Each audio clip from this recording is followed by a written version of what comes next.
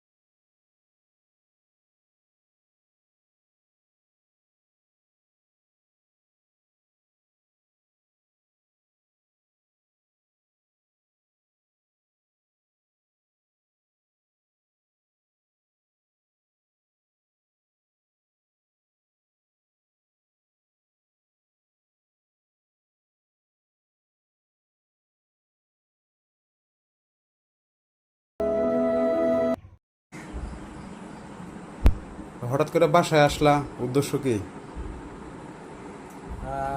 নমস্কার মা সকলরা, ভালো আছেন? দীর্ঘ 2-3 দিন হইল আপনারা ব্লগ দেখতে পারেন না। আমিও মনে দুঃখ নিয়ে এই কথাটা কইতেছি। আপনারা 3 দিন ব্লগ দেখেন না দেখে অনেকে আমার ফোন দিতেছেন যে বিনয়দার হঠাৎ করে কি হয়েছে, যে বিনয়দা ব্লগ দেয় না কেন। কারণ হয়তো এইটুকু খোঁজ খবর নেওয়ার ইটা হয়েছি যে আপনাদের সাথে হয়তো একটু ভালোবাসা অর্জন করা পারছি। পাগল থাক ছাগল থাক, তারপর তো আপনারা খোঁজ খবর নিতেছেন। বিষয়টা হলো আমি একটু পারিবারিকভাবে একটু সমস্যায় আছি, সেটা নিজের একান্ত ব্যক্তিগত বিষয়। সব বিষয় যেমন ইউটিউবে দেওয়া যায় না, তাহলে তো পরিবারের বন্ধন ঠিক থাকে না। এর জন্য আমি সনের বাসায় আছি, সনের দা। পারিবারিক সমস্যা কি বলে দেও? পারিবারিক হলো অসুস্থতা আর কি বিষয়টা নেই। পারিবারিক একটু অসুস্থতাই, বড় শরীর ভালো না। আর নিজের ওয়াইফের মন মানসিকতা, শরীর যদি খারাপ থাকে, ভিডিও করার মন মানসিকতা আর থাকে না।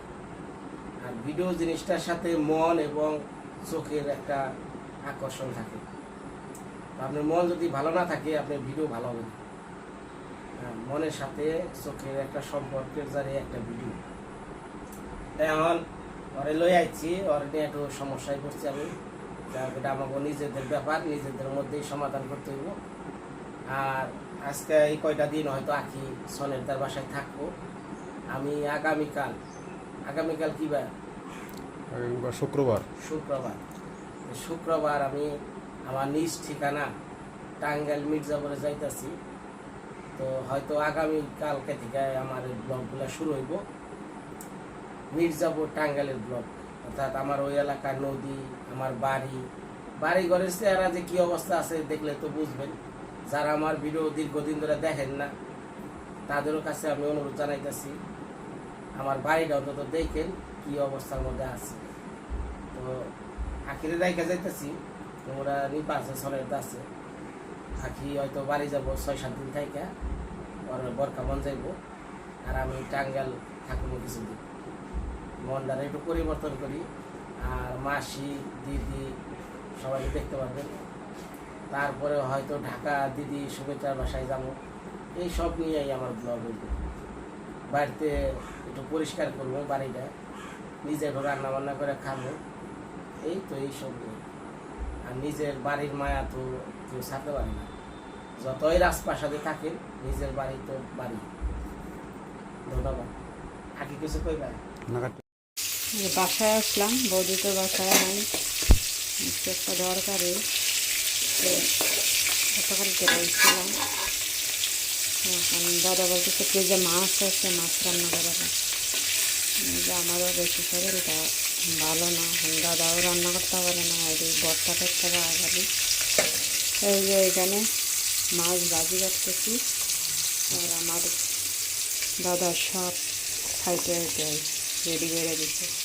এই যে এখানে পটল, আলু, এই যে কাঁকড়ি, এইগুলো দিয়ে যে মাছ তরকারি রান্না করবো, আর কাঁকড়িল ভাজি করবো।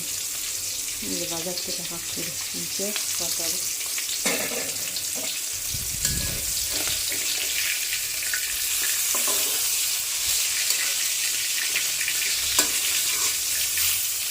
মাছ ভাজি হয়ে গেছে, এখন নামিয়ে নিলাম।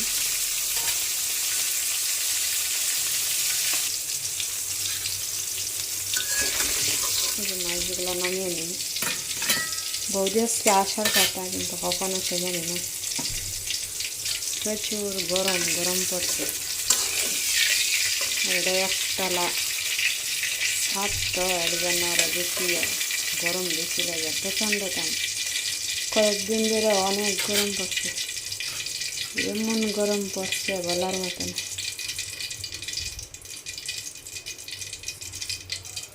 এই যে মাছ বাইজা নামিয়ে নিলাম, এখন এই যে পেঁয়াজ দিয়ে দিতেছি।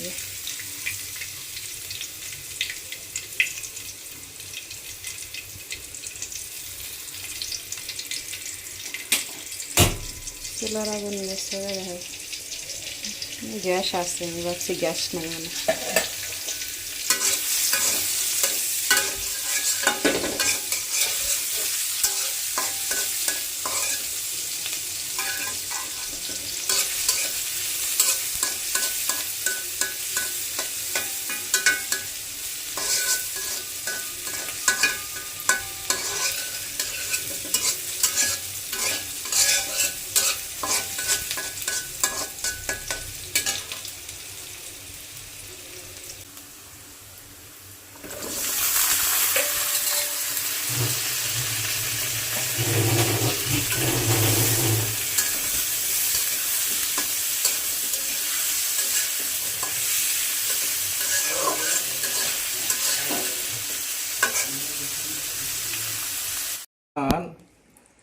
সনের তার বাসায় আইছি, নিপা নাই, এখানে আখি রাঁধছে না সনের দা? হ্যাঁ, কি রান্না করছে? এটা কি মাছ রাঁধছে? মাছটা তো কি আমার নিজেরও মনে নাই, এটাই মনে হয় সর্বশেষ 3 টুকরা ছিল। আমি নিজে জানি ওনা মাছ আছে কিনা, ওরা আগে বলতেছে 3টা টুকরা আছে। ও প্রথম বলছিল বাজি করার জন্য, ওরা বলছে যে শীতল ভর্তা করার জন্য, যেখানে শীতল ভর্তা আছে ওইটা। আর এটা মনে পরে আগে করছে কি এটি কাকরুল ভাজি, আর এই হচ্ছে তরকারি। এটা সম্ভবত রুই মাছ হবে। রুই মাছ? হ্যাঁ, রুই মাছ হওয়ারই কথা। যাই যারা ভিডিও দেখতেছেন ভাই, আজকে এটা অগ্রিম বার্তা দিলাম, খোঁজখবর দিলাম। তো আমি দোয়া করেন, আমি আগামীকাল টাঙ্গাইল যাইতেছি, টাঙ্গাইল ব্লগগুলো দেখতে পারবেন। বাড়িঘর পরিষ্কার পরিচ্ছন্ন করা বাড়ির কি অবস্থা? বাড়ি তো জঙ্গল হয়ে গেছে মনে হয় এখন। জঙ্গল পুরা, কারণ বর্ষাকালে এমনিতে একটু আগাছা বেশি হয়, বৃষ্টি বৃষ্টি হয় তো, সাপ টাপও আছে, প্রচুর সাপ। ঘরে সাবধানে ঢুকতে হবে। ঠিক আছে, তাহলে খাওয়া দাওয়া করো। গরম বেশি, কারেন্ট চলে গেছে মাত্রই।